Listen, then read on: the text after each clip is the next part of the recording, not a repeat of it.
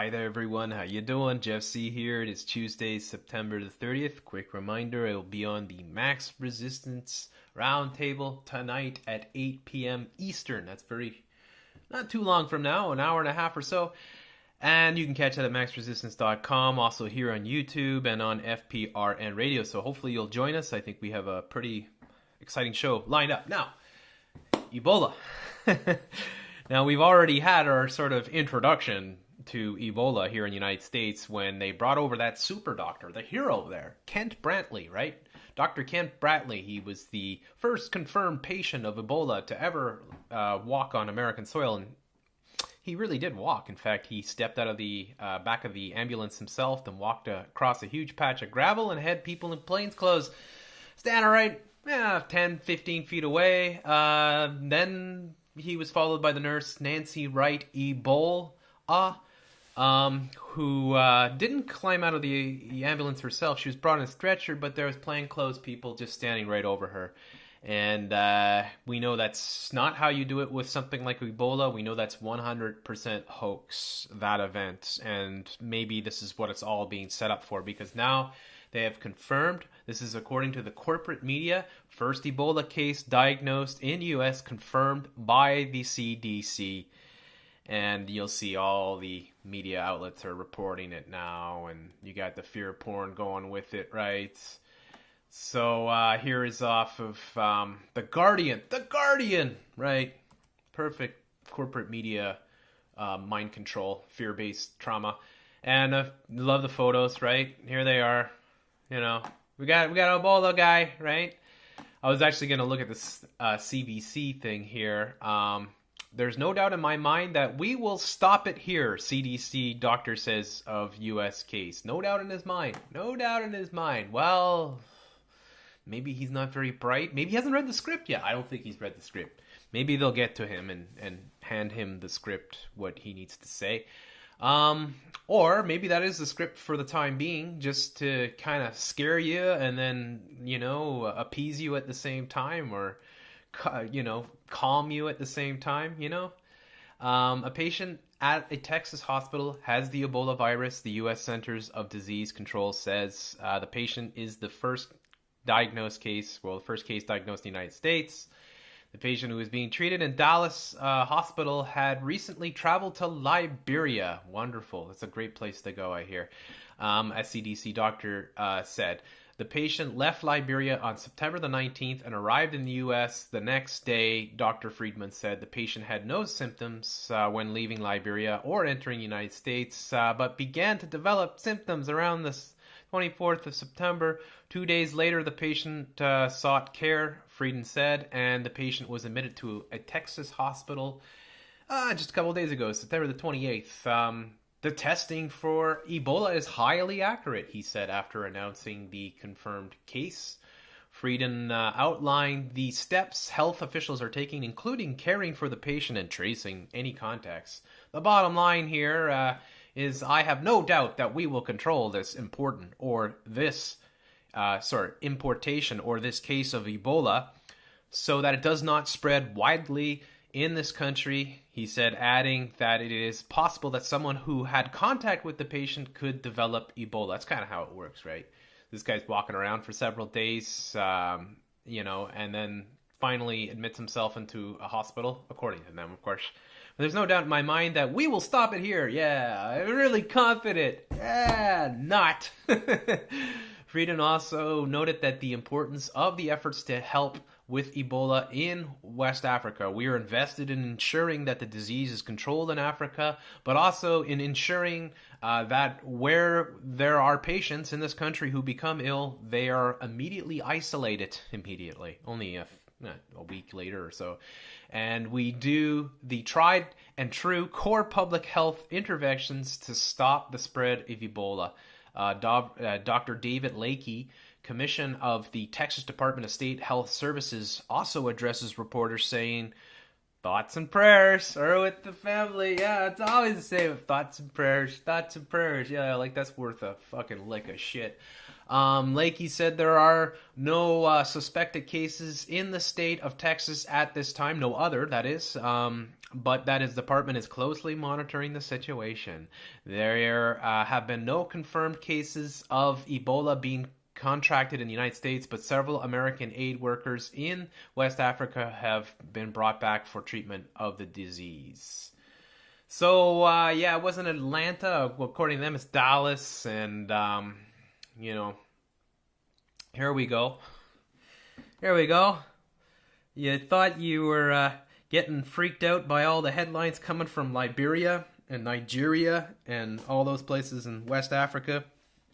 Now you're going to be able to wake up every day and read about the latest cases of Ebola in North America, and they'll be springing up just as we anticipated. We have talked about this in length, and we'll be talking about it again tonight, that we believe this is all part of their plan. And my belief personally is that they're going to fake a lot of Ebola outbreaks in order to convince people to get vaccinated. And the vaccinations, of course, is what they have they've done. I mean, like what they've done, of course, Obama signing those executive orders that make it mandatory for anybody who is suspected of having the disease. You can be quarantined, right? Even if you had, you can be quarantined, period. They just say you're quarantined. We suspect that you might have the disease or you might have been in contact with somebody. We'll quarantine you. We'll quarantine your ass and fill it up with ZMAP, right? So right at the same time, you got this professor here. Let me get the headline in here. This is off the National Post, a wonderful conservative bullshit newspaper in Canada. Professor accuses U.S. of starting Ebola outbreak with bioterrorism experiments gone wrong. I wonder where he got that idea from, right? So this professor now is ruffling a lot of feathers out there. Ebola is a result of bioterrorism experiments gone wrong, according to a tenured professor at the Delaware State University. In an article published in a major Liberian newspaper, the Daily Observer, the Liberian-born Cyril Broderick claims that the epidemic is a result of work done by the U.S. Department of Defense, among others. And yes, we have shown that. We have talked about that in length, how they've been monkeying around with it forever, how the U.S. Department of Defense was over there, Soros-based researchers, Bill Gates, tinkering with Ebola over and over again. His remarks can only make the task of those fighting to control the outbreak harder. Really, as they feed into the superstition and misinformation circulating about Ebola and how it spread. Well, I'm sure you'll get it right, National Post. Who wrote this article? What piece of shit? Oh, it's from the Washington Post. Go fucking figure. Terrence McCoy is copy and paste. There's your Canadian media. Copy, paste. Oh, we don't need the fact check. We don't need to. Hey, what? The Washington Post? All right, let's run it. Yeah, it's great. Yeah. Fucking hell, man. I mean, it's just ridiculous, the news today. These are the biggest criminals of all. Horrible, horrible. So, while some readers are commenting on the article were critical, the number who are praising it was telling. They're using Ebola, wrote one for the culling the world population, mainly Africa, for the purpose of gaining control of the African resources criminally. I would fucking agree. In fact, yeah, culling of the population, it's a fucking pipe dream of these eugenicist monsters that run our planet. They have wanted to cut the population so badly, and of course you've had these wingnut professors who get standing ovations in places like the University of Texas saying that Ebola is the cure of the sickness that is humanity, and if it can wipe out 9/10 of the population, then the world will be that much better off, and everybody, woo-woo, all on board. Hey, it's alright, right? We're gonna be in that 10%, right, that's still alive, aren't we? We got a guarantee on that? Okay, maybe not. Well, sorry to disappoint you. You're not going to be able to choose, but maybe you're on the list. I don't know, They're using Ebola, right? So the piece purports to describe scientific findings from various reports which are not cited in detail, even references to the best-selling thriller, The Hot Zone. The Hot Zone. You guys familiar with that book? I'm sure the movie's coming. It's going to come out. Miniseries. Maybe they'll have a whole, television show going pretty soon. Reports narrate stories from the U.S. Department of Defense, the DoD, funding the Ebola trials on humans. Trials which started just weeks before the outbreak in Guinea and Sierra Leone. That's exactly right. We were talking about this. There are all kinds of reports that they were doing these trials, and guess what? It just breaks out right where they were doing it. I don't know. Go figure. Maybe. I don't know. I mean, you can't, don't want to jump to conclusions, but, a little bit suspicious, is it not? Under the headline, Ebola AIDS manufactured by Western Pharmaceuticals, US DoD, he claims the US, Canada, France, and the UK are all implicated in the detestable, devilish deeds that the Ebola tests are.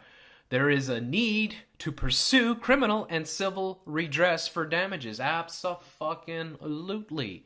I don't know how long this guy has got, but thank God for him sticking his neck out and calling a spade, because this is what's been going on. Yes, and he's right. US, Canada, France, and the UK, right? Canada being deeply involved. The UK always involved. The article suggests groups trying to stop the epidemic. Centers of Disease Control, yeah, they're trying to spread it. The World Health Organization and Doctors Without Borders are all somehow in on it. I love the way they spin this. This piece puts them on a list of those implicated in selecting and enticing African countries to participate in testing events. Of course they're going to test it out in Africa. Of course they're going to let it loose there. That's where they want to rid most of the population. Don't make any mistake about it. They're eugenicists, for fuck's sakes, which means they're inherently racist. Professor Broderick defended his article in a brief interview with the Washington Post. This is what he said. There are many references to what was contained in my letter. You may read the letter and double-check the sources listed. They are available and legitimate. Good for you, Mr. Broderick, or Professor Broderick. But are they? Right? Professor Broderick drew on research published in several conspiracy websites, including... I love it. They're conspiracy websites because they think that 9/11 was an inside job and therefore they're not trustworthy. They're awful, awful things. He discusses a 1996 book, Emerging Viruses, AIDS and Ebola, Nature, Accident, or Intentional, by Leonard Horowitz, who calls himself a humanitarian clinician, prophet, scholar, and natural healer. Man, he's got almost as many titles as X-Ray Ultra. Another of his sources said Tulane University, which was once worked on test kits. Let me read that over again. Another of his sources said Tulane University, which once worked on test kits for hemorrhagic fever in West Africa, has been active in the African areas where Ebola is said to have outbroken in 2014. Professor Broderick declined to answer whether he is concerned his article, published in Liberia's Ebola-devastated capital, would convince local Western doctors are trying to harm them, right? And that's why they've been killing some of the doctors, I suppose. I refer you to the articles and the reports published, he said. I hope you can understand them. They are unambiguous. I am happy that our government has taken the lead in counteracting the infection to curtail the infections and death. Professor Broderick, employer, is refusing to intervene. The university is not going to abridge his First Amendment rights to give his opinion about the issues of the day. Wow. Well, if only we had universities like that here, said Carol Holmes, the spokesman for the school. It's a school now. It's not a university, it's a school. Dr. Broderick's comments have nothing to do with any research that is taking part at Delaware State University. He is a plant scientist, and there is no research like that relating to with pathogens and viruses taking place here. They're such fucking liars. This is a hideous newspaper. It really is. They just copy and paste the articles from, and I'll try to get to the comments, because you need to know what the conservative shitwipes, the idiots of Canada, think, right? Hey, let's look at the sort by best. Just goes to show you, that you could be a blithering moron and still be a tenured, oh, look at this. This is just what happens, right? Still be a tenured professor at Delaware State University. When doctors are killed because of the stupidity, will someone hold them to account? Send this idiot back to Liberia. Wonderful, wonderful, wonderful. Yes, bird brain. Yes, you have a bird brain. Look at this. Look at this fucking thing here, man. This is just ridiculous. And, yeah, take the anti-vaccination crowd with them. Yeah, fucking throw them all out. They're all a bunch of lunatics. Click it up. Click, click, click, click, click. Click it up. Click it up. Yes, yes, yes. This is what is popular in Canada. This is what gets to the top.